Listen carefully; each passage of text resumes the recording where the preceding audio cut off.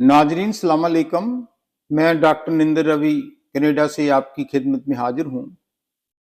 सबसे पहले मैं अपने पाकिस्तान के जो बहन भाई हैं उनको हाथ जोड़कर एक रिक्वेस्ट करता हूँ कि मेरा जो यूट्यूब है, अगर आपको अच्छा लगता है तो काइंडली आप इसको सब्सक्राइब करें, मेरा हौसला बढ़ाएं और जो बेल कॉन होता है, जो घंटी का निशान होता है, उसको दबा दें। क्यों? इसलिए कि जब भी मैं कोई यूट्यूब चैनल करता हूं पाकिस्तान के बारे में, रूहानियत के बारे में या कोई मेडिकल पॉइंट ऑफ व्यू से, तो वो राइट वे आपकी तरफ पहुंच जाए, आपको मिल जाए। इसलिए मेरी रिक्वेस्ट है कि प्लीज सब्सक्राइब करें।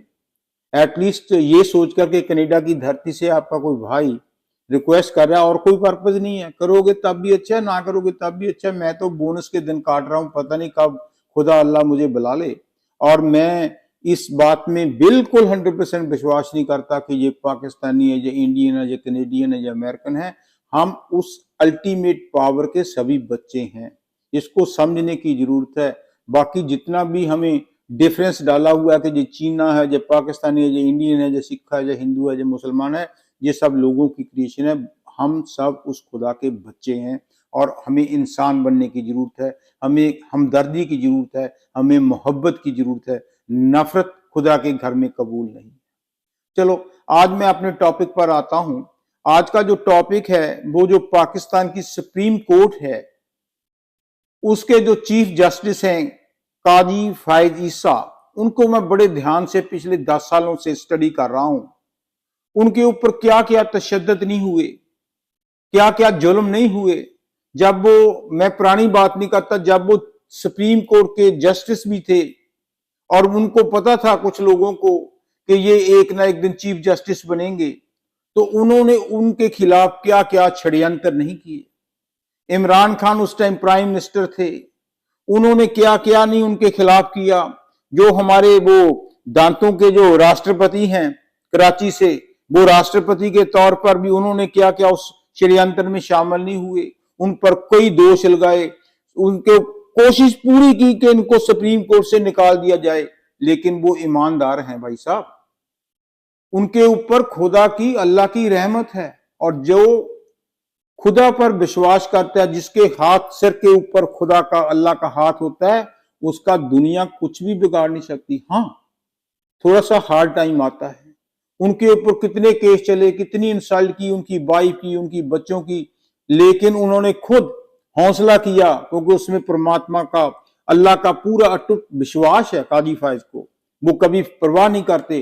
वो, उनको पता था कि मैं ईमानदार हूं। वो खुदा से फरियाद करते थे। अल्टीमेटली सबको मुंह की खानी पड़ी और वो जीत कर बाहर निकले। लोगों में रिस्पेक्ट है, लोगों में श्रद्धा है कि एक अच्छा इंसान पहली बार सुप्रीम कोर्ट का जज बना।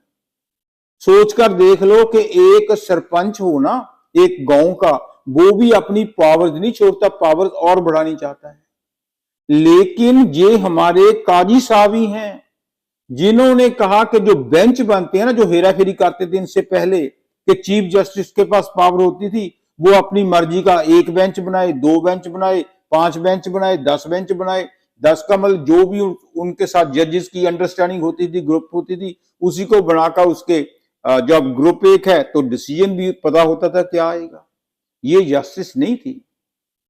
हम कहते हैं कि हम तकड़ी पकड़ी हुई है कि इंसाफ करेंगे, लेकिन हम तो बेइंसाफी कर रहे थे, क्योंकि डिक्टेटरशिप थी चीफ जस्टिस के हाथ में।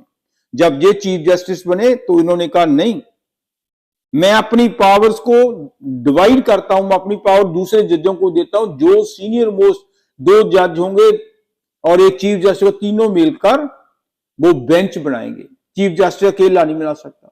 और उसका नुकसान क्या हुआ कि ये सच्चे हैं, इनको ये नहीं पता था कि जो दूसरे जज हैं वो ही इनके खिलाफ हो गए। अब जो 13 बेंच का जजमेंट आई है, उसमें 8 जो जजेस हैं, काजी फायज ईसा एक तरफ थे 5 जजों में और दूसरे 8 थे। उन्होंने ऐसे जबरदस्त फैसला दिया है, जो कुछ मांगा ही नहीं गया वही तरीके इंसाफ को दे दी सी, जबकि उन्होंने डिमांड ही नहीं की। इतना गंदा और घटिया और गलीस जो उन्होंने डिसीजन दिया, शॉर्ट डिसीजन दिया है, जजमेंट दी है, अब उसको डिटेल में दे नहीं रहे। अभी अभी कल परसों 2 जो जज थे, उनमें से 5 में से उन्होंने डिसेंटिंग नोट दिया है, उन्होंने तो दे दिया, उन्होंने कहा कि ये किस तरह का फैसला आया है, लेकिन वो ढीठ हैं। उनको पता है कि जो काजी फैजीसा जेसूलों का पक्का है, काजी साहब अक्टूबर में आपने रिटायर हो जाना है। इस गंद में अगर तो गंद साफ करना है तो इनको थोड़ा सा सख्ती बरतनी पड़ेगी, इनका लहजा समझना पड़ेगा। अगर ज्यादा असूल करते रहे, ज्यादा असूल करते, अक्टूबर में तो गंद और पड़ेगा। लेकिन ये बात ठीक है कि अगर आप अपने असूलों पर रहे, अभी नहीं लेकिन आने वाली जनरेशन आपको एक हीरो के तौर पर याद करेगी जो अपने आप सेक्रीफाइस करता है। आपके राज में ही जब आपने ओथ ली तो लाइव टेलीकास्ट हुआ ताकि खलकत को, अवाम को पता चले कि वकील क्या कहते हैं, जज क्या कहता है, दूसरी पार्टी क्या कहती है। आपने जब ओथ लिया तो सबसे पहले सरकारी जो गाड़ी और सिक्योरिटी थी वो लेनी बंद की। सिंपल आपका पहरावा है, लेकिन लोग मानते नहीं। आजकल तो गुंडाइज्म है, जो गुंडे हैं, झूठे हैं, फरेबी हैं, नकलची हैं, खुशामदी टोला है, उनकी जय जयकार होती है। यही कारण है कि आप जैसे शरीफ आदमी को टीएलपी का के बुद्धू सा जो लीडर है जहीर समथिंग हसन, उसने थ्रेट दी थी कि आपका कलम लेकर आएगा तो 1 करोड़ रुपया नाम दूंगा। बदतमीज एंड नॉनसेंस। कहां पर कुरान में लिखा हुआ है कि किसी का गर्दन उतार दो, किसी की कलम कर दो, वो शरीफ आदमी की? ये तो पाकिस्तान की खुशकिस्मती। आज मेरी बात नोट कर लेना कि ऐसा चीफ जस्टिस पाकिस्तान को मिला है जो अवाम के बारे में सोचता है, जो अपने बारे में, अपनी वाइफ के बारे में, अपनी औलाद के बारे में नहीं सोचता। तुम उनके बारे में ऐसी घटिया बात करते हो। बेशक आप अरेस्ट हो गए, मैं तो हैरान हूं एस्टेब्लिशमेंट को। ऐसे गंदे आंडों को तो बाहर फेंकना चाहिए। ये कहता उसका सर कलम करूंगा, इसको तो चौक में खड़ा कर इसका सर कलम कर देना चाहिए। मैं ये चाहता नहीं, पर ये मैं इमोशनल होकर कह रहा हूं, मैं बिल्कुल नहीं चाहता। उसको कानून के अनुसार सजा मिलनी चाहिए। पर ये कौन सी बकवास है कि जब जो चाहे दिल में बोल दिया, और वो भी खास करके काजी फायज ईसा के बारे में, जो कि एक रियल सुप्रीम कोर्ट का चीफ जस्टिस इतनी समय के बाद आया है। वो तो जज बनना नहीं चाहता था। आपको उसकी बैकग्राउंड पता है फैमिली की? मैंने स्टडी की है। वो जो पाकिस्तान आजाद हुआ था उसमें जो 5 फाउंडर थे, उनके पेरेंट्स थे, उनके दादा थे। ये तो जज भी नहीं बनना चाहता था। ये तो सिंपल और फकीर आदमी है, अपनी रोजी रोटी हेरा फेरी नहीं करता। बाद में पछताओगे, रोओगे। अभी भी वक्त है कि रिस्पेक्ट करनी सीख लो। और काजी साहब, हाथ जोड़कर आपको भी बेनती है, आप ज्यादा शराफत मत करो, क्योंकि 2-3 महीने अवाम आपको देख रही है। अदरवाइज तो ये और भी गंद डाल देंगे अक्टूबर के बाद। उस गंद को बचाने के लिए अभी आपके पास पावर है। थोड़ा सा बोल्ड हो, सरकार से, एस्टेब्लिशमेंट के साथ बात करो। अगर अपने अपने वो जो आर्मी का चीफ है ना हमारा, वो भी नहायत शरीफ है, और chief justice of Pakistan supreme court ये भी नहायत शरीफ है। और नवाज शरीफ का जो भाई है शहबाज शरीफ, वो तो ऐसे ही है, उसका कोई स्टैंड ही नहीं है। जरदारी साहब का नहीं है। बताओ कैसे होगा?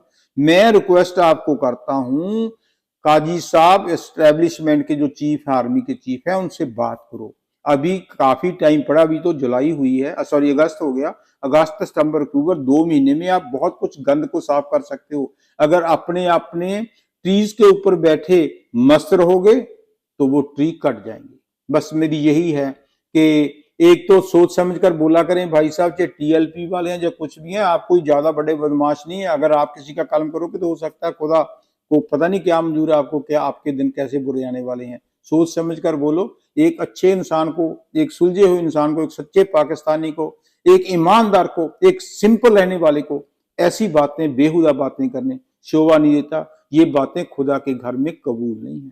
बस मैं यही कहता हूं, मेरा दिल दुखी हुआ उनके बारे में सुनकर, इसलिए मैंने बोल दिया। अगर वो टीएलपी लीडर के बारे में मैं दिल से कुछ नहीं कहा, मैंने तो यह कहा as you sow so shall you reap. जैसा आप करोगे वैसा भरोगे। किसी की गर्दन काटोगे, किसी दिन आपकी गर्दन काटी जाएगी। इसलिए सोच समझ कर बोलना चाहिए। Thank you.